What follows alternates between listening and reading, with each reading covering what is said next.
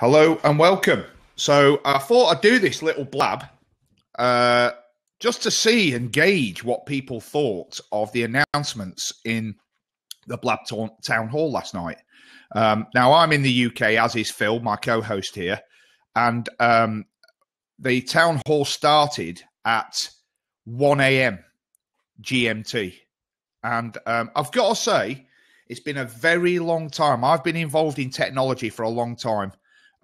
Mostly from a social media standpoint.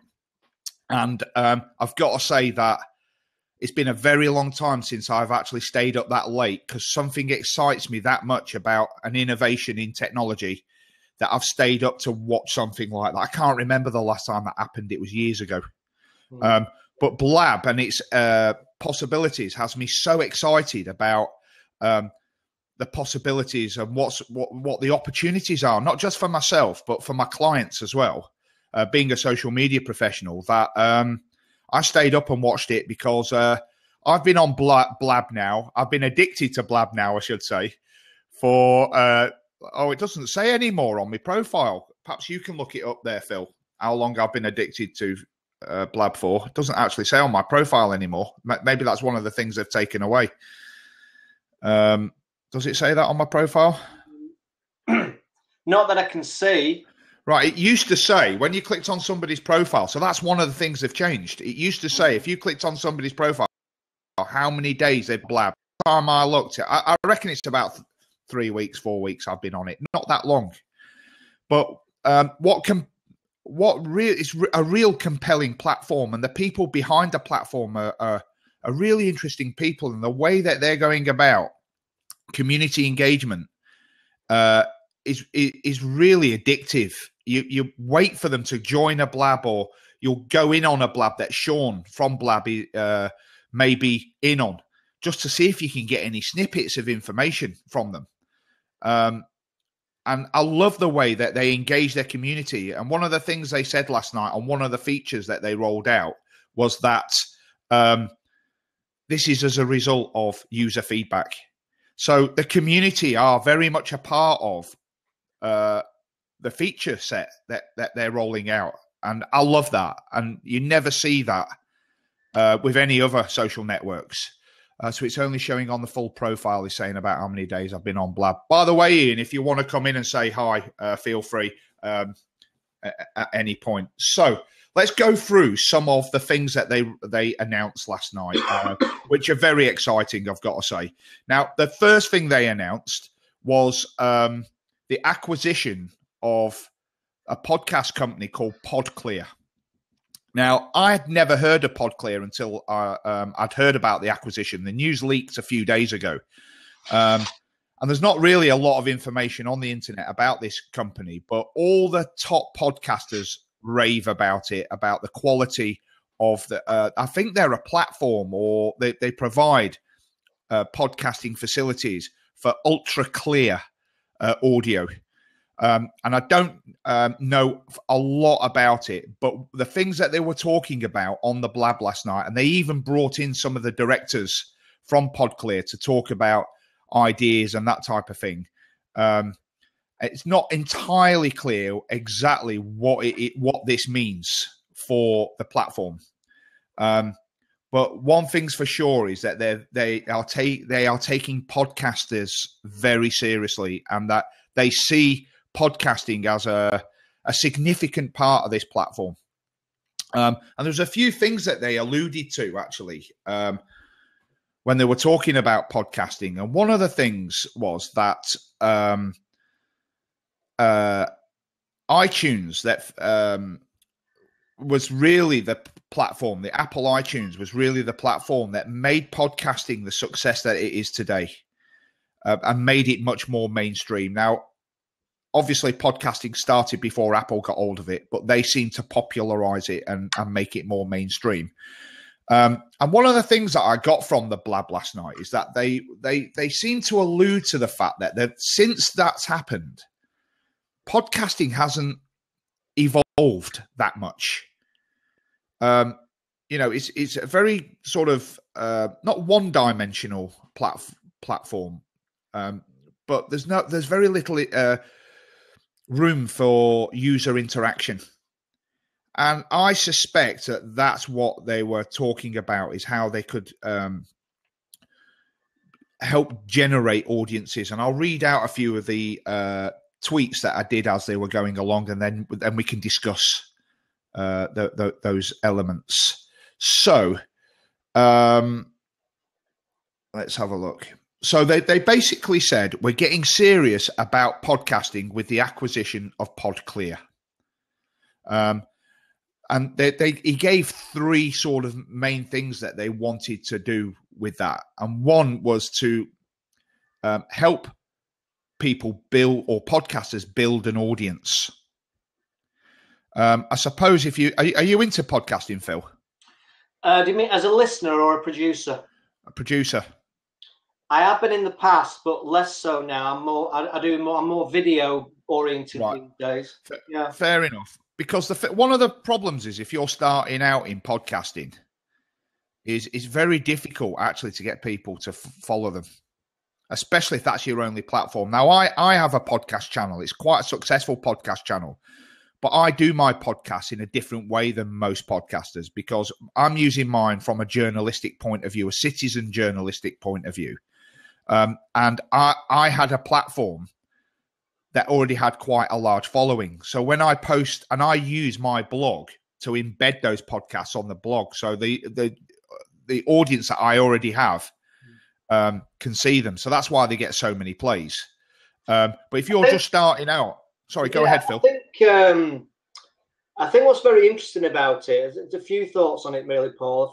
Firstly, there was a reason why Amazon bought Audible. And my other half was a big, and I heard you talking about this a little bit earlier on, my other half was a big reader. And she, like everybody else, is doing, full-time job, running around like a blue-ass fly like the rest of us. And she's now stopped, I'm not saying it's a good thing, but she's now stopped reading, has now become an Audible fan.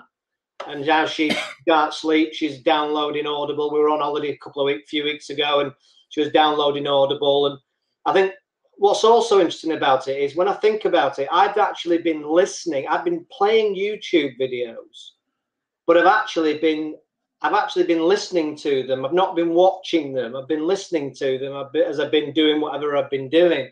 So I can see why podcasting would be seen to be popular and a growth area, especially as we're all zipping around all over the place, and we've all got these in our pockets. And in truth, I guess, and interested in your view, but in truth, it's probably the vast majority of what we get in value terms is actually what we hear, really. Yeah. And we can't always be watching. I mean, it's a bit scary how many people these days, I don't know if you've noticed this, but it's quite scary how many people you see driving along the road and not watching the road and watching the bloody phone. I mean, for the first time ever, I've got my hands on the steering, both hands on the steering wheel at the moment, in case somebody rams into me.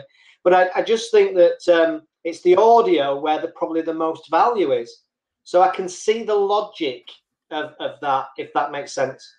It makes a lot of sense. And audio is obviously something, the quality of audio is something that's really important. But one thing I have noticed, though, is that a lot of podcasts that I listen to, and I don't know whether it's because they're quite niche in terms of the listeners, although they've got enormous audiences. So I'm really into technology. So I listen to a lot of technology podcasts. I listen to This Week in Tech, which is Leo Laporte's mob. And their audio quality is superb, but he always says that he spent millions of pounds on his studio and the equipment that they use. But at the other end of the scale, you've then got a guy called Rene Ritchie, who often appears on This Week in Tech, or certainly Matt Brake Weekly. And his podcasts, if you listen to iMore, his podcasts, you can tell, are just recorded on the standard earbuds or the Apple, with an Apple mic, and the audio quality is not actually that great. Yeah. But I think that because he's got quite an engaged audience who hang on every word that he says because he's such an expert on anything Apple, that people are not bothered about the audio quality. But I can see where serious broadcasters would have a problem with audio. And in fact, I was listening to a Blab the other day, and I forget the name of the guy, but he's a serious podcaster from the States, a young fella, got a massive following to his podcast show.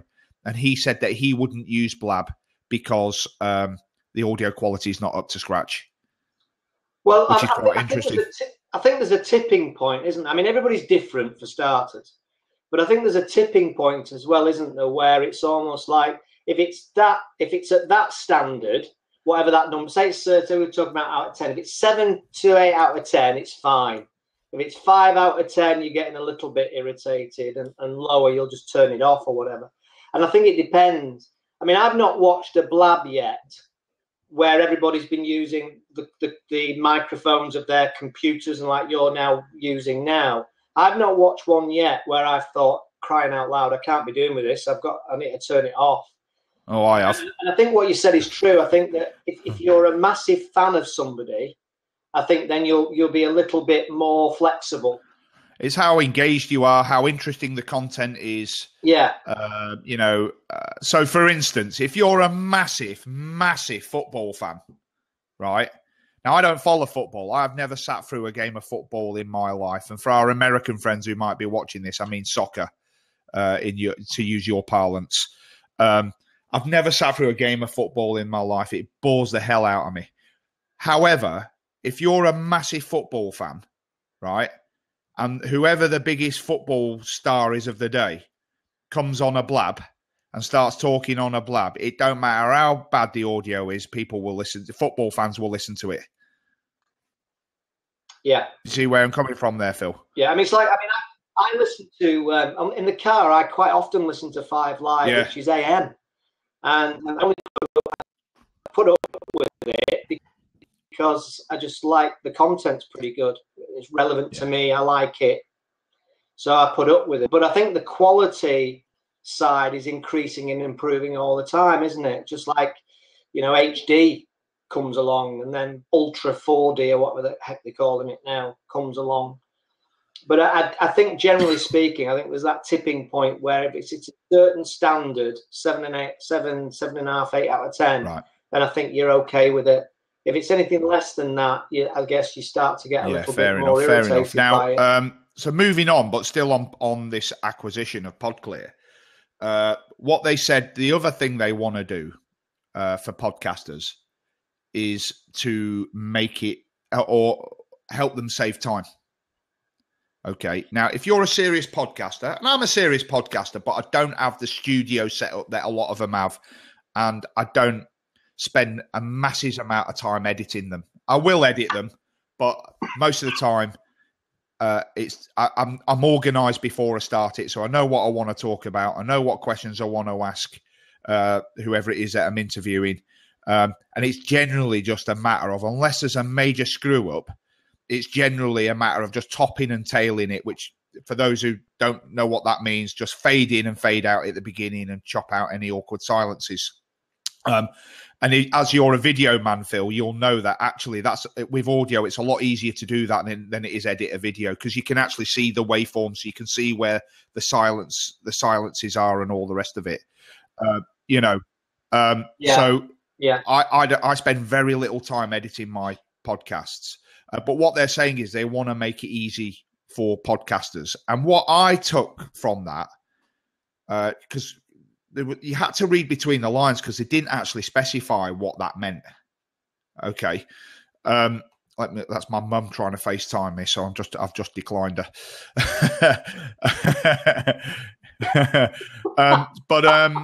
They didn't actually specify what that means for people. And I think that what it probably means is that they're going to give some editing tools in the cloud. Now, there are some online editing, cloud editing, or podcast editing facilities available on the internet. Some of them are quite good, actually, that I've had a look at. I think Twisted Wave do an online version, which is quite good. So it runs in a web browser, and you can do the editing in the web browser. Offers some pretty good functionality, and I would hope that that's the sort of thing that they're going to do, so that you can edit your podcast wherever you are, and you need minimal equipment or investment in software. Not that that's. It's a good point. I was thinking, funnily enough, earlier on, because just like you do, you pop into Blabs and they might have been on for an hour when you arrive, and then. But I wanted to, one or two of them I thought were really good, and I wanted to put the video file onto YouTube. But what I didn't want to do is have the whole thing, because the first hour didn't feature me, as it were. So I was thinking about getting the MPEG-4 file and doing a quick rough and ready edit on it. So really just something simple to edit the bits where you're contributing, rather than a 2-hour full Monty. And I was thinking about it just earlier on, about how best to be able to do that. So I think that's true. I think the whole idea of editing is key.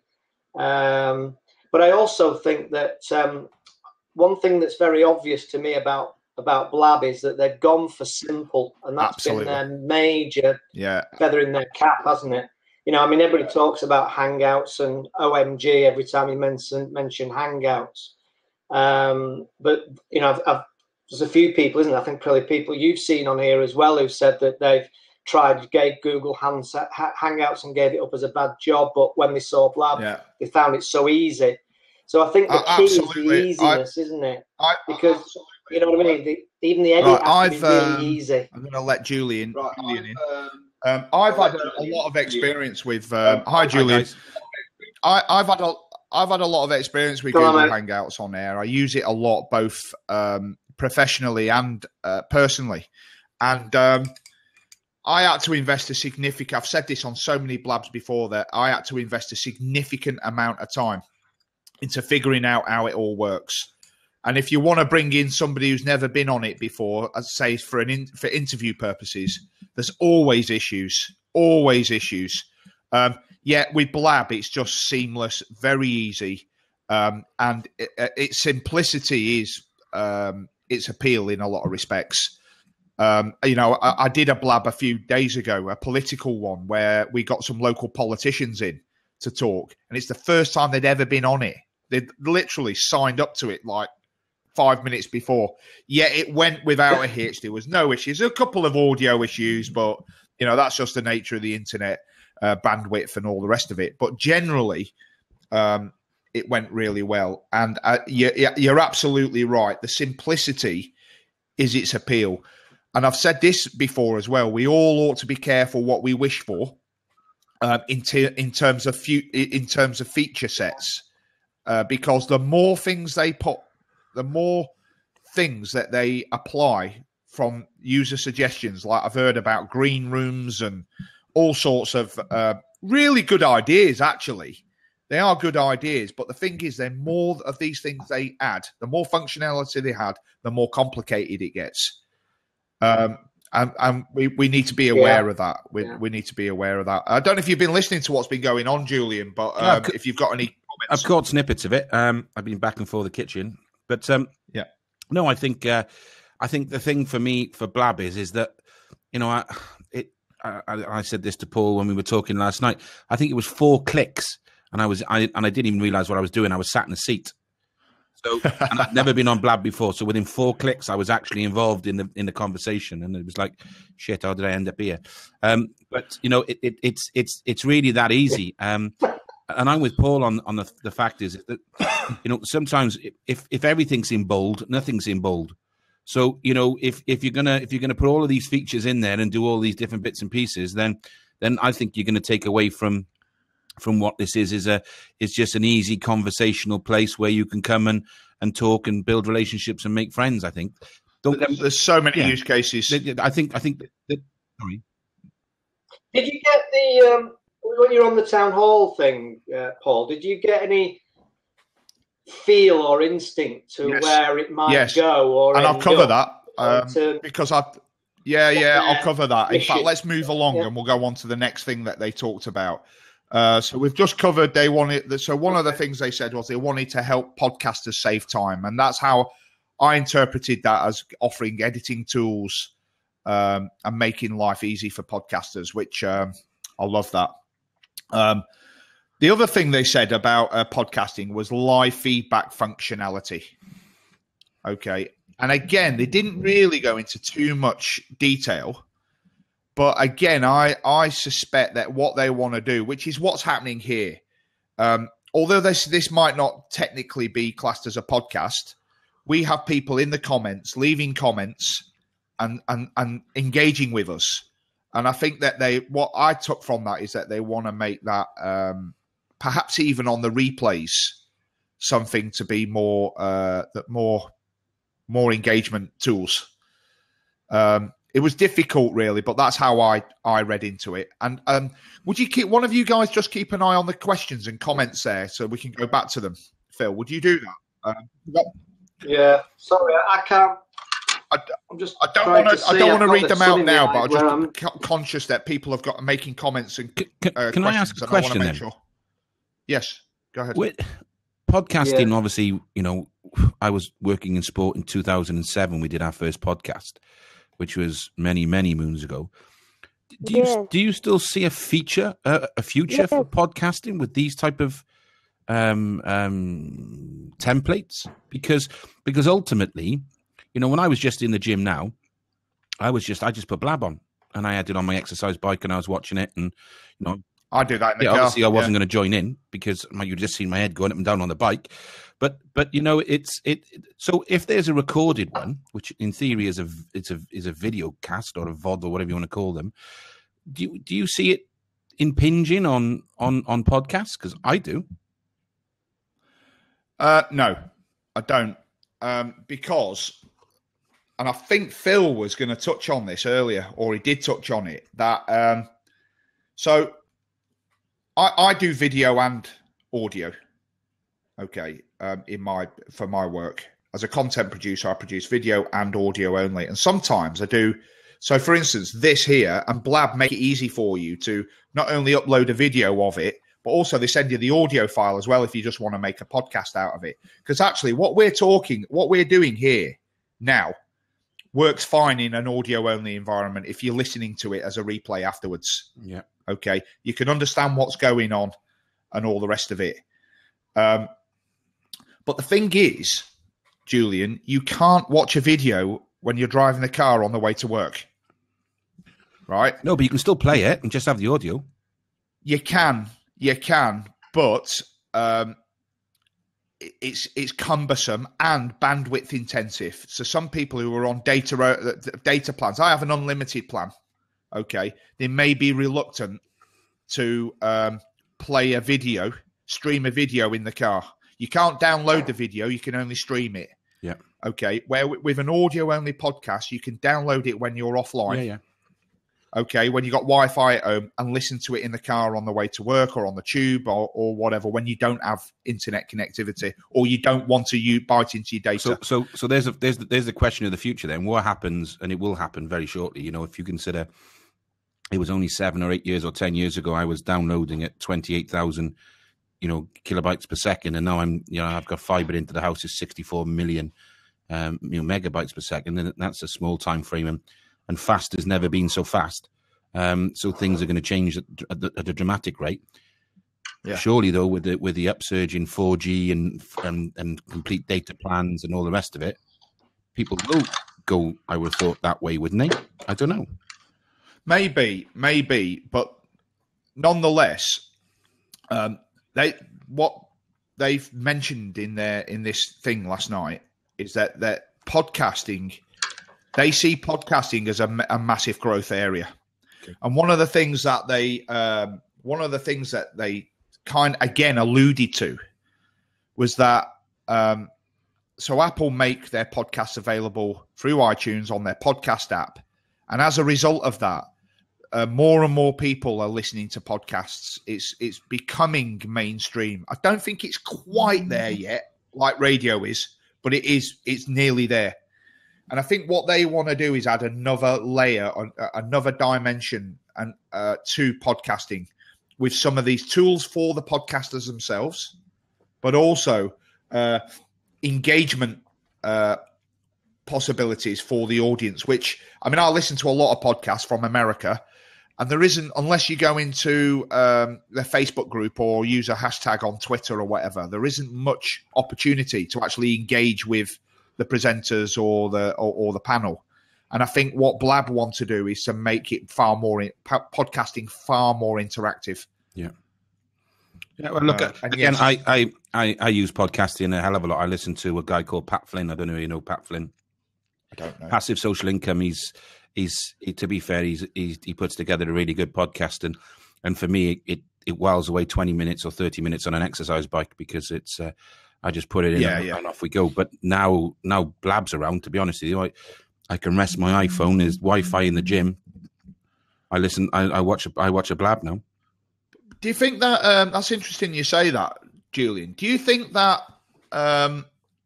if there was a Blab that was on, so let's take last night's town hall for instance.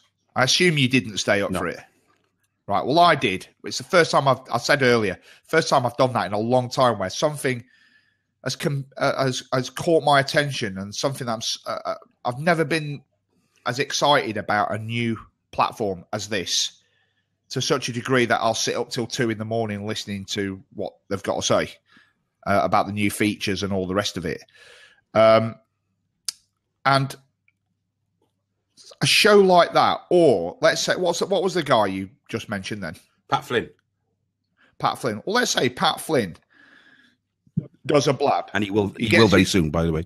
Yeah, he gets a guest in, someone else, and they have a good report. And would you, if you couldn't watch it live, would you download an audio only version of it and listen to it in the gym? Yes. Right. Well, there you have it. You see, and one of the things, which we'll cover again in a minute as I go through my Twitter feed, that they talked about was quality content as well, and that they're going to try and get content is king. Yeah, more people involved in the platform to start taking it to another level. Another level in terms of content. We've got a few interesting people on Blab at the moment. Yeah, but to be fair, there's a lot of guff as well. Yeah. And if you're going to attract mainstream audiences, then you need to give them quality content. And I think that's something that they're going to... But I tell you what I would do, though, is the question is, though, would I listen to it as a podcast, download it and listen to it in the gym? I would also stream the live video. So because I have the ability with there being Wi-Fi in the gym, I would also do that. Yeah. So, for me, I don't know. I just think that this technology and the way it's set out and the way you can interact and the way you can do things, even if I'm in the gym and I'm watching a live Blab, I can just pick the phone up and I may not go on camera. I have done twice, by the way. I felt that compelled to talk, but you can also just put your comments in the comment section. And, I just think it's so dynamic and so easy. And that's what they want you to do, Julian. I think that's the way they see it going. Not just with video, but audio only. And I'm talking about audio at the moment, or podcasting, because that's, when they announced the acquisition of PodClear, they're obviously taking podcasting very seriously. But that's not to say that they're not taking video very seriously either.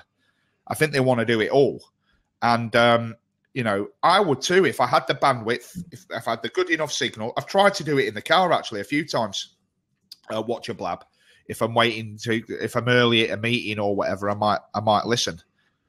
But the thing is that that's what they want to do. And I've said before on other Blabs, how we've seen people turn into YouTube stars. Yeah. Well, it won't be long, before we have Blab stars. Well, that's why everyone's positioning themselves. Yeah. That's why there's a hell of a lot of positioning taking place at the moment, because people want to position themselves as, I said this to you the other night. I was in a room the other day and somebody said they were an expert in Blab.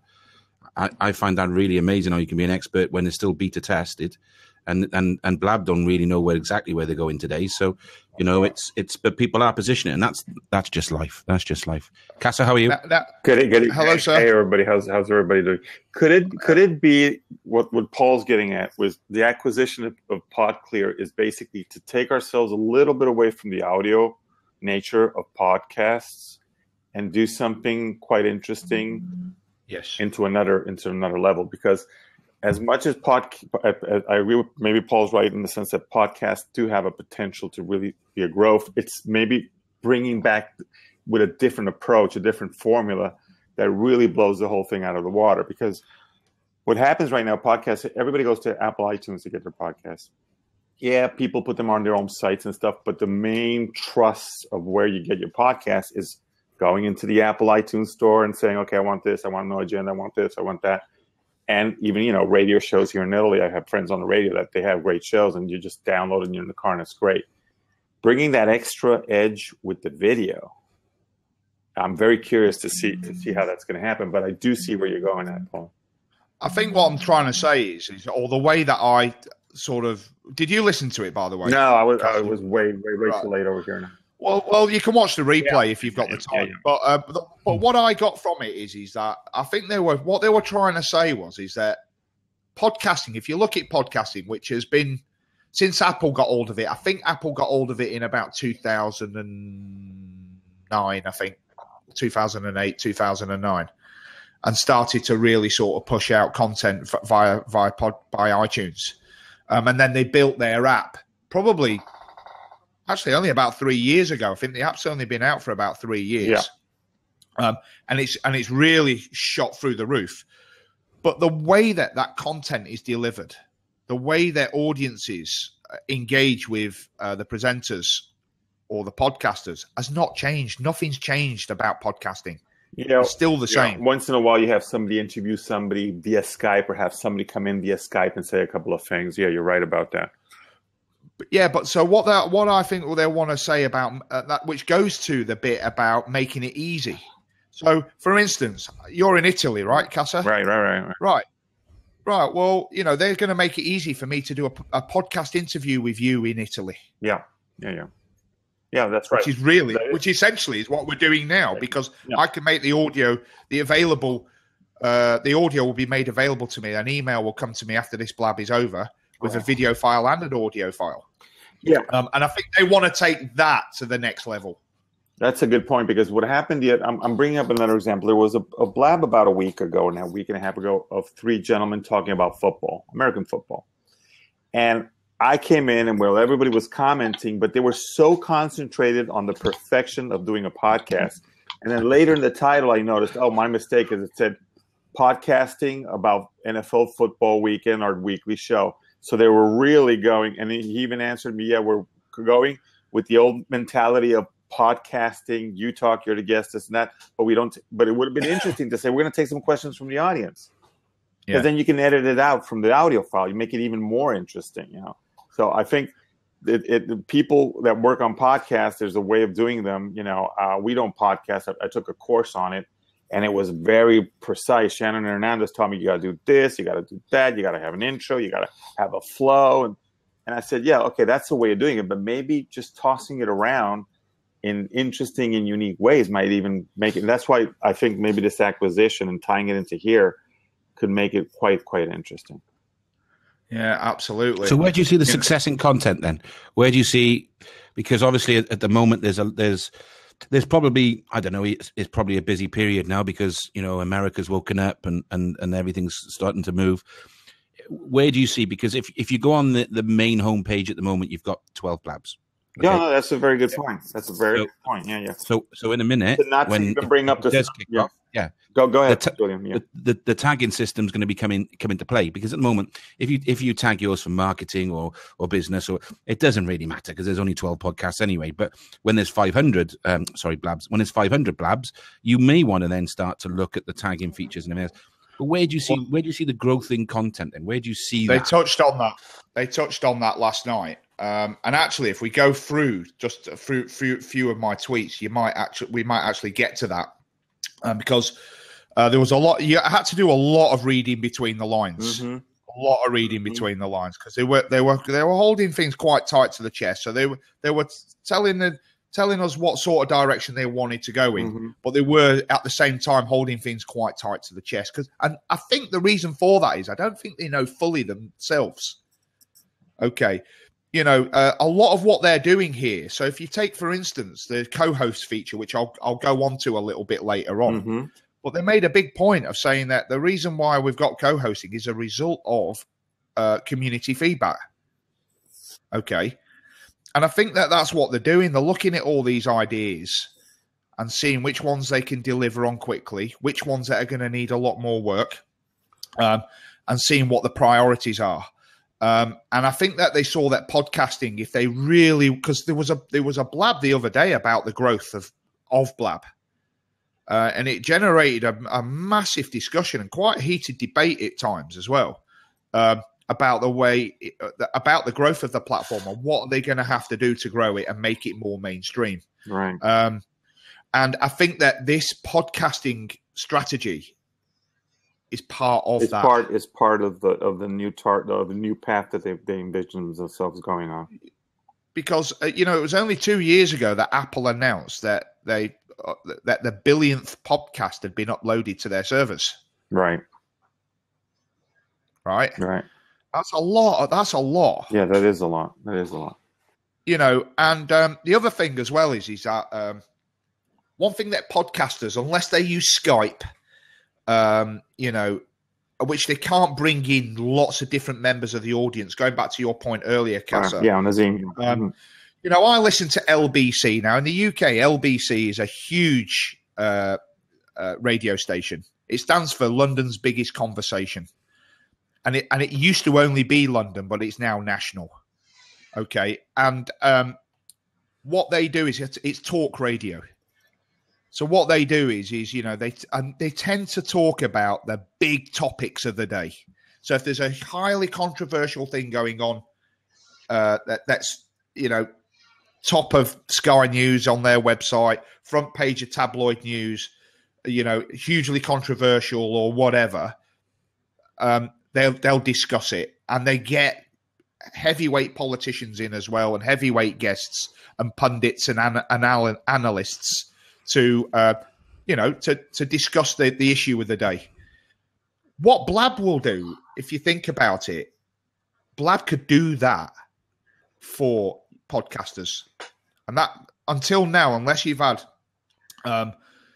really good equipment and resource to do that over the internet, it's actually quite difficult, unless you really know what you're doing. Mm-hmm. But Blab is going to make that available to any podcaster, where you can have members of the audience. And I think that they don't call it calling in by mistake. Right? So, when you come into a Blab, right, they refer to that as calling in. Right. And I think that again, I think they've known all along that podcasting is a direction they want to entail and envision. Or to grasp.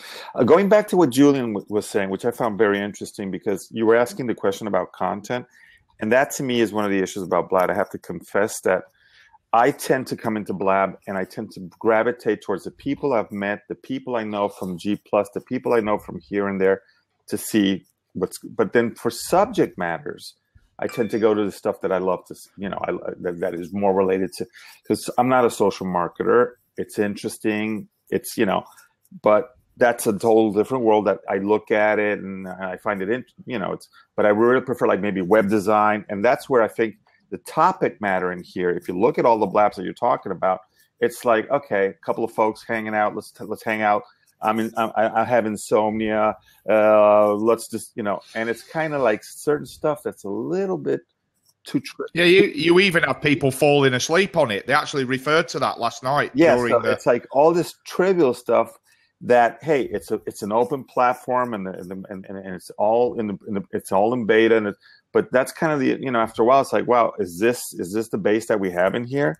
Because it's kind of like at the end of the day, I'm going to stick to certain things that I like and other things that just might, I think that's. Sorry, go on. Go ahead, Phil. Go on, Phil. All I was going to say was we were talking this morning, funnily enough. I think I don't know if you were on, Paul, when I was talking about it. How just in the last few weeks, for those of us, and probably most of us here, do work from home quite a bit. It's almost become like a mini online office. Mm-hmm. You're working, you're listening some of the time. I know you've done this, Paul. You're listening some of the time, but then you may be thinking, could do with having a chat with somebody. Yeah. you know, and especially as you start to build up people you start to know. I think Paul and I have been on these now probably 3 or 4 together, and you start to get to know each other. Yeah. And it just feels almost, I just wonder to what degree people who are home working based, and there's more and more of us, and will be hugely more and more of us as time goes by. I think it will become a bit like a social crutch, if you like, in terms of that home working and giving us this social interaction that we miss out on when we're not in an office environment. That's a good point. What do you guys thought? That's a very good point. Yeah. Yeah, I think though this thing here, which is my Apple mouse, allows me to go into any room or come out of any room, because just by clicking a button will determine what content I look at or what I don't look at. Already, I've sort of built a mental list of maybe the rooms I wouldn't go into, and a mental list of the rooms that I would go into. But again, I think, you know, the world is a big place, and you know, ultimately, as it all settles down, like-minded people will naturally gravitate together, and I think that they will then build, you know, and we will build our own communities within Blab as we go, and you know, and I think there's the great thing about it, when it does get bigger, the tagging system will allow us to cut lot of the to cut a lot of the noise out. But again, you know, for me, I just think it's a great platform that has superb opportunities for, as we said before, for a number of reasons. I think there's some really good people on here saying a lot of really good stuff. Yeah. And I certainly enjoy the platform. I think, you know, I honestly do believe that, you know, within 6 months' time we will have our first Blab divorce, because we'll be spending far too much time on this, and the wife will kick you out, and we'll be called Blabaholics, and you'll be going to Blabaholics Anonymous, and say, you know, I used to go on Blab for 10 hours a day, and now I'm clean. But no, I think it has got that sort of feel to it. So I think we've got to be careful. It reminds me a little bit of you guys are probably a little bit more senior. CB radio. Exactly, Paul. Yeah, CB radio. It's absolutely very similar, where you'd have you'd be on it till God knows what time of the night or morning. It was. I've always said to my clients that the earliest form of social media was CB radio. Yeah. It was. Yeah. You know, but here's a prediction for you. Right? So I think what will happen, because one of the things they mentioned last night was that they want to concentrate on replays. That was one of the priorities that they're going to set themselves, is to make replays more immersive and engaging. Okay.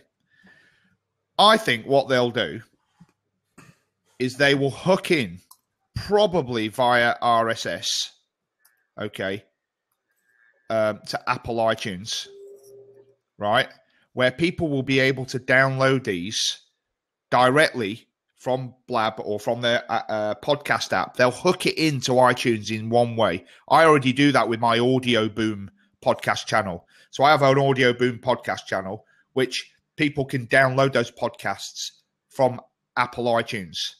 Okay. And without me having to do anything, it does it automatically. So I'm not actually uploading them to Apple iTunes. Apple are hooking in via an RSS feed, and they pull them down that way. And I think there will be that functionality with this, so that the people that are successful on it will be able to get their content out easier. And I think that will be something that they'll do. That's just a guess, a prediction, that I think that's what we can see coming in the future. Let me just move on a little bit to some of the other things that they announced last night. Let's have a look here. So they basically said that there's going to be more and more podcast functionality as a result of the PodClear acquisition. And I'm actually very excited about that, because as a podcaster, I could see there could be all sorts of really cool things that they could do to take podcasting to the next level. I'm certain of that. And now that I've seen the Blab team on these on these Blabs and on town hall meetings, and seeing what their attitude is, I think they're going to do very well. at that. I think they're going to do very well indeed. So the biggest thing so other than the podcasting thing, because we've done that to death now. The other thing that they rolled out, which I think is probably been since as long as I've been involved anyway, the number one requested feature from the community is co-hosting. Now, for those people watching this that have never ran a Blab, so have never facilitated one, I'll try and explain what that means. Okay. So if you want to start your own Blab, up until yesterday, you would have moderation control as the facilitator. And what that means is if you get someone in who starts misbehaving or they may swear, they may even decide to come on camera and flash on the camera or something. As a moderator, you have the ability to kick them out. Okay. And there are a few other things that, so if somebody wants to jump in a seat, you can accept it or decline it. You can block people, so on and so on. The problem is that, particularly, and I'm speaking as a man now, not a woman. I think that our female guests might disagree with this. But as a man, I find it incredibly difficult to multitask. Okay, so if I'm running a Blab and there's people in the comments asking questions as they're doing now, and I'm sorry if I'm not answering them for you, but I am struggling to multitask. What it means is you can have a co-host who can look after the comments and also be responsible for allowing people to come in and filtering out all the guff. Reminds me a little bit about Google Hangouts, which Google Hangouts is tracker, the person who was, you always had like a wing person help. A wingman, yeah. Yeah. And that's what co-hosting does. And actually, I've made Phil a co-host of this. So if you want to come in, as he has the ability to let you in, as I do. And in fact, if I decided that, which I'm going to have to do pretty soon anyway, to be truthful, because I left my daughter at a friend, she went for a play date after school. I'm going to have to go and get her soon. But that means that Phil, that's right. Well, that means that Phil can take over. Let me ask you, which before you weren't able to do. Paul, a quick question because I haven't seen the replay. I obviously assume that private is not. No, people are asking for private. That's not going to happen. I've been on another town hall meeting. I've attended several of them now, and the very first one I think that I ever attended, they said that is not something that they're ever looking at going to do. Okay. There are other platforms that provide that. Yeah, it's not my request, but there are other platforms that do that. Yeah. Yeah. Yes, I mean even Skype you can even do. Because there's Mr. Nessie is asking, could you see private Blabs being a pay feature? I don't think it's going to happen. No. Yeah. Okay. I don't think they're looking to monetize it in that way. And actually, they gave some other hints last night. Mm-hmm. Some other hints with the direction which they might be going. Okay. So let me move along. On-air notifications is another thing they brought out. And you'll notice that if you jump into a seat, it will give you the option to, do you want to broadcast to your Twitter following and your followers on, actually, I think it's only to Blab followers, whether you've gone on air on somebody's Blab. Yeah, I saw that right now. In fact, yeah. And actually, that's quite good because I noticed when you came in then that our viewer count went up. So you've obviously got some followers, and the same with you, Phil. Friends. Yeah, when I came in, it went right down. Yeah, exactly. So, so that actually, and that's quite a smart move because what they've said as well with their podcast is that they're going to give you tools to get to help you build your audience, and I think that's one of them. Okay, so that's one of the things. One of the other things that they announced. Let me move along.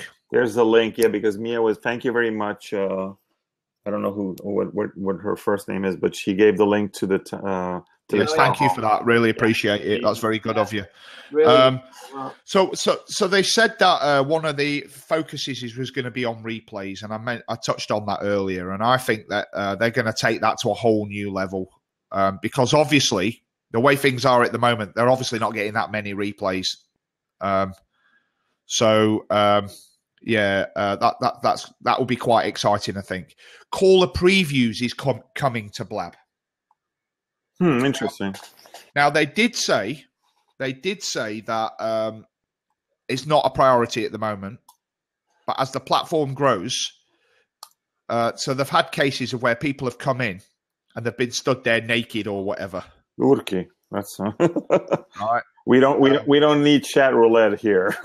Exactly. So there's been a lot of that going on, and the thing is, at the moment, if you let someone in, you don't know whether they're dressed or whether, right? That's a huge. So what they're saying is they're going to give you a preview so you can see that before you let them in.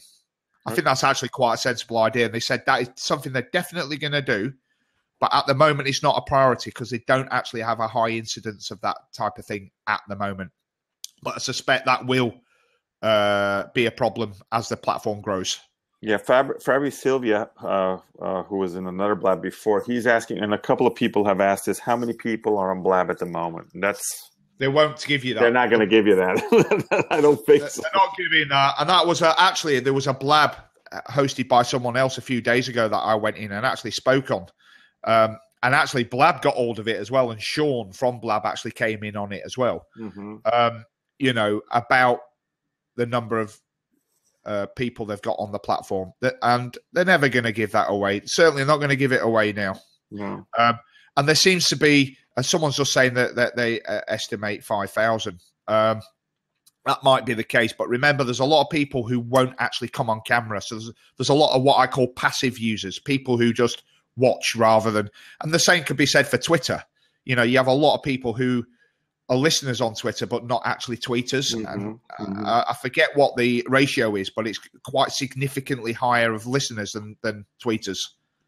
Good point. And I think that's probably going to be the same on this platform, because there aren't people willing, gobshites like me, willing to come on here and make a fool of themselves. Do you know what I mean? Yeah. I think that's extremely true. The majority of people, the very fact that they see the faces at all on any device, it freaks them out. So you've got to have the confidence, haven't you, that you might be ugly but you don't care, a bit like me. So you're supposed to agree. I'm very lucky because what happens to me is everybody, when in the new ones, when they see Casa Kids, it's like, wow, it's a brand, and it's me and my wife that we blog about Italy. I don't come in with my personal, but most of the people, it's Nazim, and so then they let me in. But I can understand when there's not a connection of a name with the image, everybody's kind of like, whoa, okay. So much more, dare I use the term, it's certainly a more relatively intelligent platform, isn't it? Yeah, it can be. It can be. It has the potential. Seems to me anyway. I mean, I might have missed the idiots. I suppose there always is. But I remember when I first went on Meerkat when it came out, very, very, very quickly, there was every dweeb you could ever imagine giving it that and giving it all sorts of rude this, that, and the other. And I thought I tried it and I played around with it, and that's the thing that put me right off it straight off the bat, was just the very fact that people. I have to tell you, on Meerkat, there's a couple of really interesting. Ray Brown is an example. Ask a black man anything; he's phenomenal. He's got a consistent show, and he's a great guy, and he promotes and he brings people in with Cameo, which is an interesting feature. The Cameo Meerkat, and you're part of the thing, and that's. I keep bringing up when there's all these people talking about, this is it. The Google Hangouts are terrible, and I just keep saying, guys, the more instruments you have, the better off. The better. Absolutely. And there are different use cases. And everyone is specific to, we do a lot of periscopes for our Italian stuff, and we get tons of people coming in there and they love it. So I'm stuck, I like that. And it's that. So I think the more instruments, and I think that's why Blab, as much as it's just that you end up going to certain areas that you like, and then the other ones you just avoid because, it's not. Yeah. So moving along to some of the other things they announced last night. So new block features are coming. I noticed that they've changed if you mouse over someone's name in the comments, it used to be a triangle with an exclamation mark in if there was a comment you wanted to delete. Now, actually, that's changed to a trash can. They didn't actually say that. I don't remember them saying that last night in the town hall, but that's appeared today. But they basically said there will be new blocking features coming. So they're obviously going to refine that. And they also said that repeat offenders, and I took that as pests, trolls, just people who obviously generates a lot of complaints. They basically said, and I'm quoting here, repeat offenders are not wanted on the platform. Okay. So it's kind of like 3 strikes and you might be out, or more than 3. I don't know. They didn't actually specify. But they're looking at it. It said to me that they take those type of people very seriously and complaints very seriously. And that's what I want to hear as a parent and as somebody who wants to use this for business purposes. I want to know that because Twitter don't take it seriously and neither do Facebook. No. Yeah. And I want to know that these guys take it seriously, and they do. Because at the end of the day, Google is just a great big algorithm. You can't ever speak to anyone from Google unless you're a business user or whatever. Not even. Never done it. I did it maybe once. If you complain, you get lost in an algorithm somewhere, and nothing's really ever done about it. It's the same with Twitter. It's the same with Facebook. And it sounds to me as though there's going to be some kind of human interaction when it comes to serious complaints, and that pleases me a lot. Well, I have to confess, Paul, just quickly, and then to let you go, is that this is one of the platforms where the people involved inside the company are constantly listening to everything. I've never seen that on any other platform. Yeah, and I like that a lot, and I think it's a winning formula. And everybody I've spoken to has said the same, basically. Yeah. So the other thing they mentioned last night was lightning conferences. And I think this is a very, very smart move, because what they're going to do, and this all goes back to content and rich content and useful content. And they even gave a link to a page where you can register for one of these conferences. And I suspect it's going to be along the lines of keynote speakers talking about, whatever field of expertise they are. And there'll be audience participation and so on and so on. And it's when I looked at the page that they shared the link to, it looks very exciting, and I think that's something that is going to enhance the content that's put out on this platform, not just by the users, but also from professionals that not curated, but professionals that they've engaged to come on the platform to give professional content. Very interesting. Yeah, and I think that's a smart move too.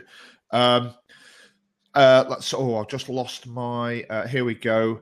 So Lightning Conference is coming very soon. There was another thing which, and this is where I'm going to finish, because this was my last tweet, because I'm going through the tweets I basically tweeted every time they announced something or I thought something was relevant. So I'm summing up the meeting basically, and this is my last tweet. Hint towards music integration.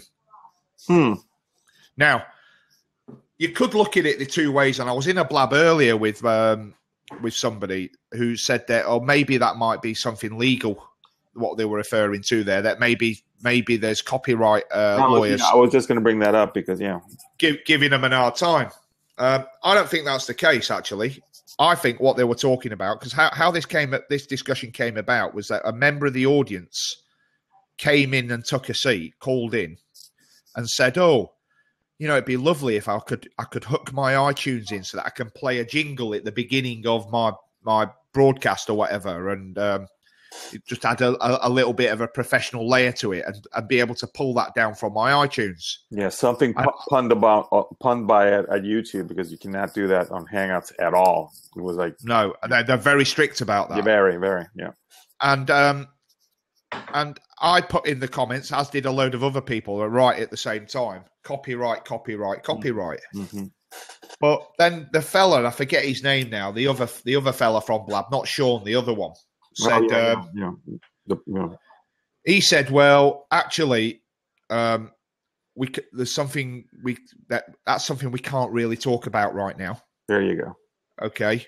but watch this space. That's what they alluded to. That's how it came across, right? And from that, I thought that maybe they're thinking about some kind of Spotify integration. Jeez, perhaps, whereby you could have a music show. If you're a podcaster, you can have a music show and talk about the latest releases of a particular genre, just like a radio show, really. I listen to one. There's a podcast that I listen to on iTunes from Defected Records. They have one. It's house music, dance music.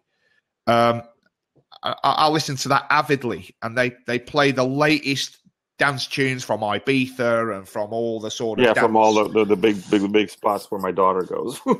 yeah, exactly. I'm trying to stay young. Good. So I listen to that music to try and stay young. Now, I actually love the music, and actually that might be quite interesting if they did something like that.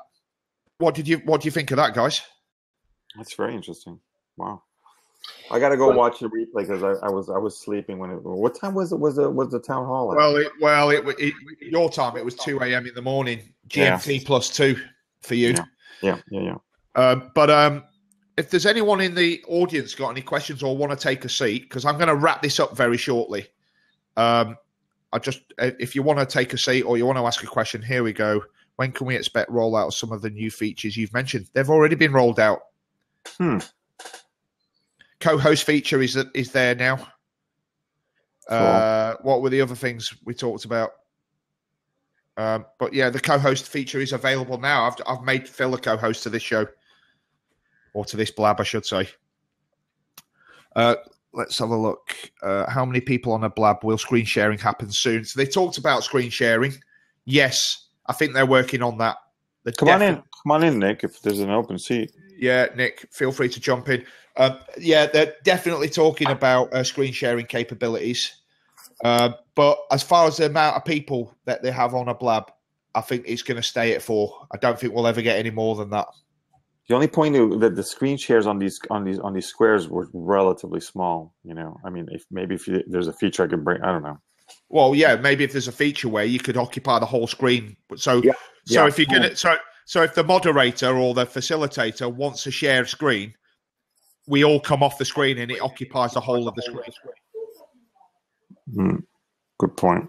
Maybe that's what they're talking about. What other questions we got here?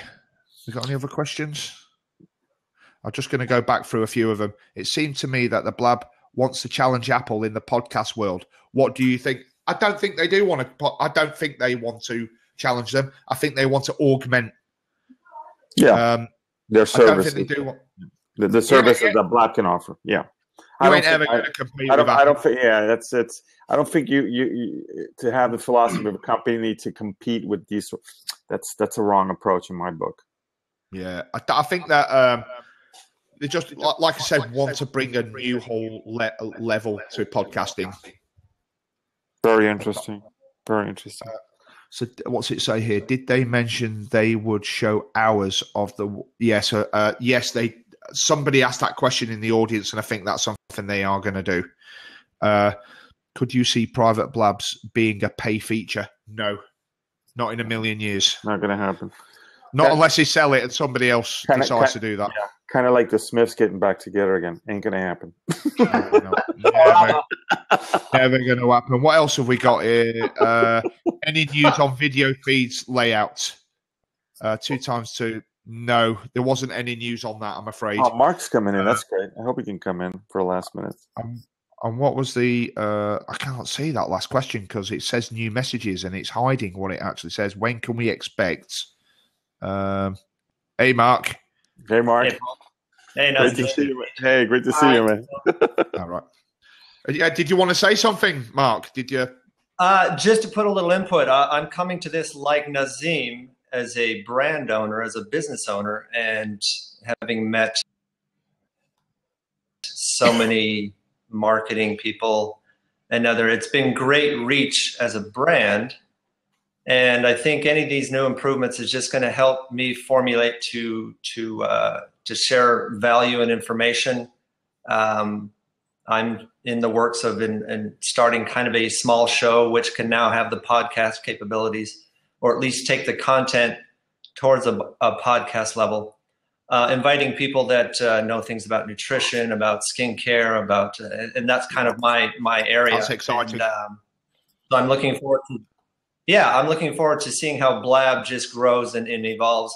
And you just touched on the music aspect, which I didn't know about, Paul, and that's I'm curious to see how that goes, because I've sat in on some scopes that, like Nazim shared some scopes about some groups of music that we both like, and I really appreciated it. That's how we got linked up. We had the same interest in the same. Well, they didn't, Mark. They didn't actually say that's what they were going to do. Okay. You kind of had to read between the lines, you know. But it would be very interesting. Yes. It would. Just wanted to leave with that. Good Same here, Mark. Same Nazim. Nice to meet you, Thanks for popping in. Bye. Appreciate it.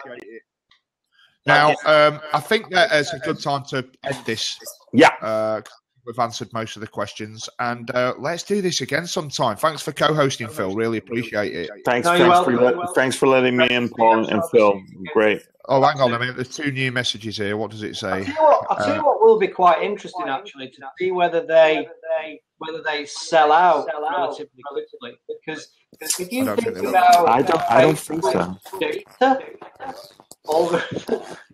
if you think about what Facebook knows about you in data terms, I mean, the two together bear thinking about, does it? Really?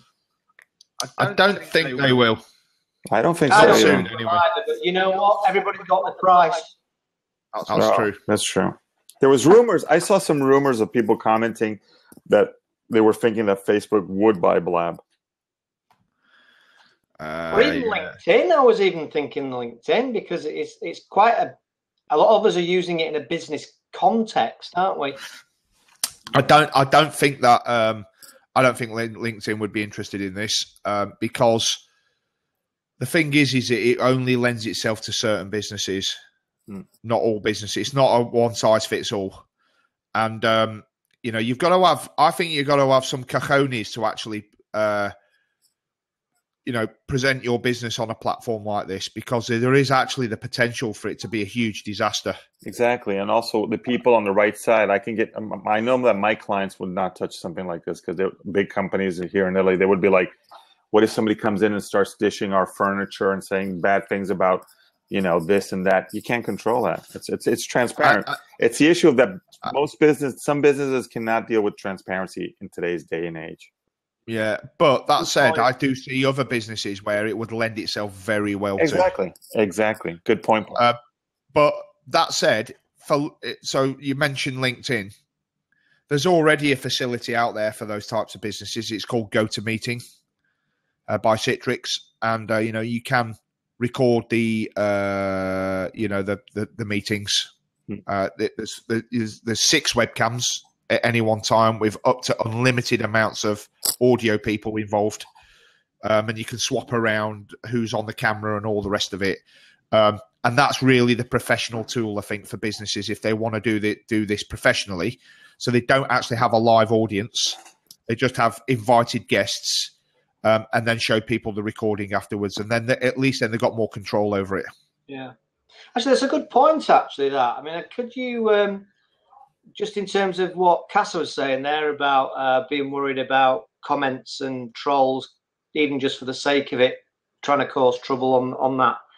Is there any? Do you think you'd be able to get to a point where you could switch that off in any way? I know it's not really what it's about, but it just makes you wonder whether would that make people a bit more confident that there wasn't some idiot there just causing bother. What, turning comments off, you mean? Yeah. I don't think they will. No, I don't think so. That's another big reason why I think Google Plus corporate businesses looked at it, but they never really jumped on the bandwagon of promoting Hangout. A couple of companies, fashion houses, did their experiments, but it was not like this is the preferred platform for us to do what we're doing. Yeah. No. It's perfect, isn't it, for what you might call knowledge professionals, I guess. Yeah. Thought leaders. Knowledge and an insight and experience, and you can share that with the world. And so consultants, coaches, it's professional. It's just perfect for those, isn't it? Small businesses that are not too big to have. That's why you see so many. That's why you see so many marketing evangelists on here, and and all that sort of stuff. Well, listen, guys, I'm going to wrap this up now. Thank you so much for taking part. Really appreciate your input. Great. Thanks for the opportunity. We've had 71 people watching this, which is fantastic. Yeah. And thanks for everybody commenting. A lot of great comments, a lot of great questions. Yeah, absolutely. So I'm going to go off air now.